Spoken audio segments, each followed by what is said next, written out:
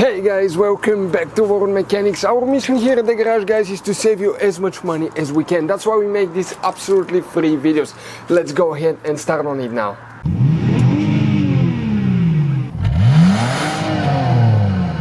Today we are going to show you how to replace the turn signal light on a Jeep Wrangler.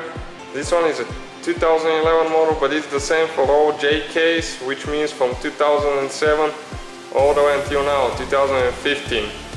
So stay with us to see how you did that, and don't forget to subscribe. We upload about 5 videos every week.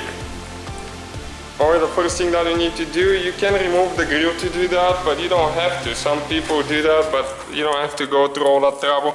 So right here, this is the turn signal light. So you need to turn to the right about 90 degrees, 75, 90 degrees, and it comes off. And now you need to pull the bulb out of there like that, and it comes right out. The number is 3157 and it's a 12 volt bulb, of course. And now you get the new bulb and you just put it back together like that, push it, and now you need to go there, get in the slots.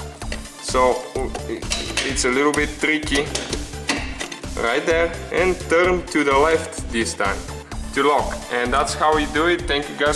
Hopefully guys the video was helpful. Please do not forget to comment, like, subscribe. That way we can keep making these absolutely free videos. Guys, we have more than 19,000 free repair videos on our YouTube channels that can, guys, save you thousands of dollars in future repairs. Check them out. Thank you guys for watching and see you next time.